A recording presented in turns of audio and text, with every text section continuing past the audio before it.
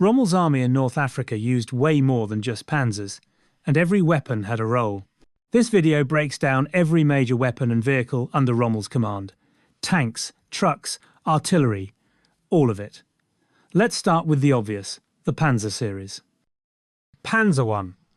The Panzer I was a two-man German light tank, armed only with twin machine guns and thin armour.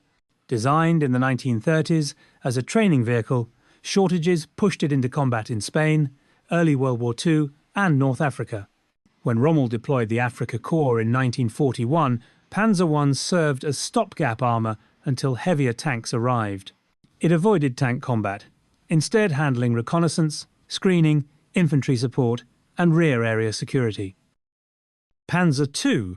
The Panzer II was a three-man light tank armed with a 20mm autocannon and coaxial machine gun. Developed as an interim combat tank, it fought in Poland and France before arriving in Libya with the Afrika Korps. Reliable and available in numbers, the Panzer II proved effective against early British light tanks. It handled reconnaissance, exploitation, infantry support and flanking operations while avoiding British medium tanks. Panzer III. The Panzer III was a five-man medium tank armed initially with a 37mm gun, later upgraded to 50mm. Balanced in armour, firepower and mobility, it became the backbone of German armour in North Africa. In Rommel's hands, the Panzer III could defeat British cruiser and light tanks. It engaged enemy armour directly, executed flanking attacks, and integrated with anti-tank guns and infantry in combined arms tactics. Panzer IV. The Panzer IV was a five-man medium tank. Early versions carried a short 75mm gun for infantry support. Later variants mounted a long barrel gun capable of destroying tanks at range. Originally a support tank, the Panzer IV evolved into Germany's primary anti-tank platform. When Allied armour improved, upgraded Panzer IVs provided the firepower edge Rommel needed for long-range engagements, overwatch, defensive strongpoints and counterattacks. Tiger I. The Tiger I was a five-man heavy tank armed with the powerful 88mm gun and thick armour. Introduced in late 1942, it dominated enemy tanks at long range but was slow, fuel-hungry and mechanically demanding. A small number reached Tunisia in late 1942. The Tiger was used selectively for long-range tank destruction, defensive strongpoints and counterattacks, relying on protection, positioning and support from lighter units. Stug III. The Stug III was a four-man turretless assault gun, armed initially with a short 75mm gun and later a high-velocity, long-barrel variant. Its low silhouette and good frontal armour made it one of Germany's most effective tank destroyers. Within the Afrika Korps, Stug units compensated for limited tank numbers, offering cheaper firepower. They excelled at ambushes, long-range anti-tank fire and hull-down positions supporting infantry and panzer formations.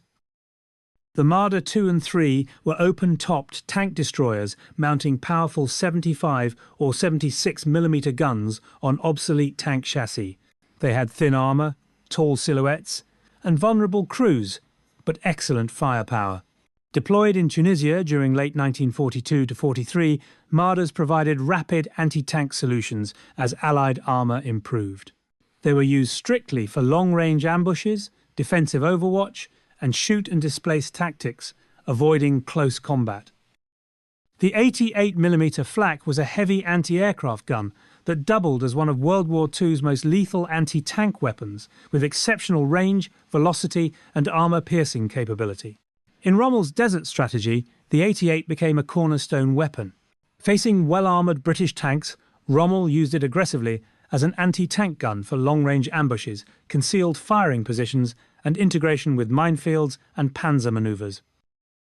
The Pak-38 was a towed 50mm anti-tank gun light, mobile and capable of defeating early war Allied tanks. Introduced in 1940, it replaced the inadequate 37mm gun as Germany's standard medium anti-tank weapon.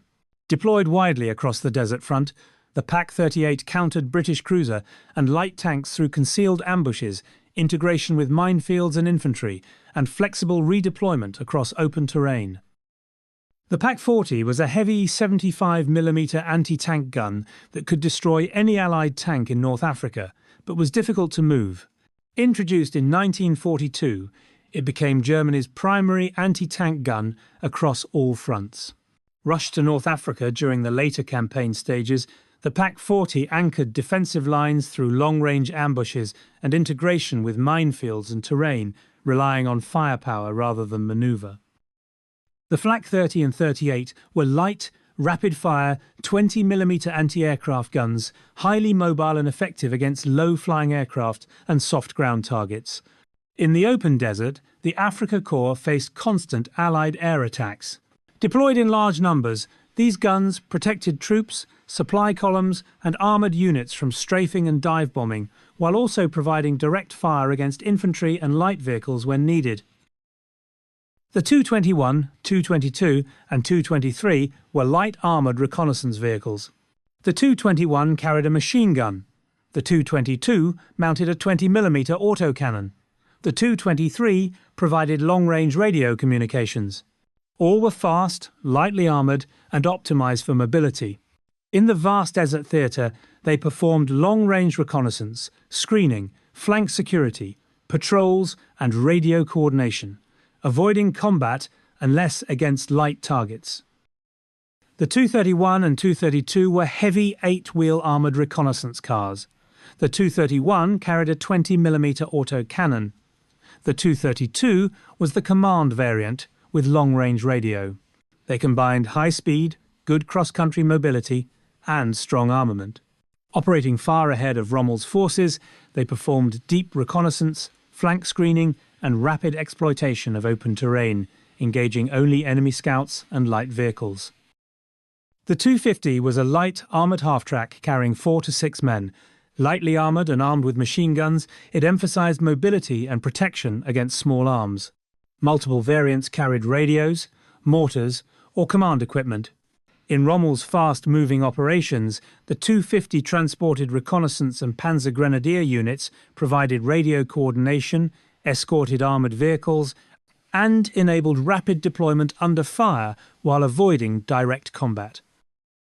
The 251 was a medium armoured half-track carrying a full Panzer Grenadier squad. Lightly armoured and armed with machine guns, it could keep pace with tanks across rough desert terrain. Numerous variants carried mortars, anti-tank guns or command radios.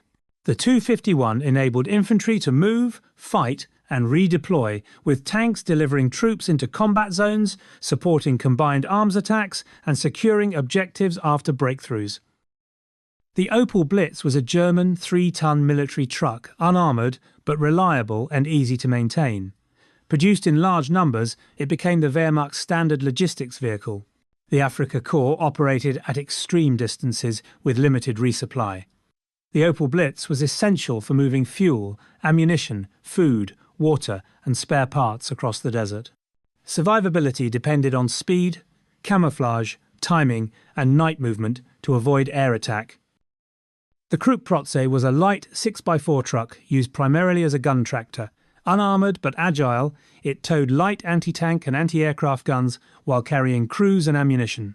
In Rommel's mobile warfare, the Krupp-Protze allowed anti-tank and AA units to keep pace with fast-moving panzer formations, rapidly repositioning firepower, supporting mobile defensive tactics, and withdrawing guns quickly after engagement.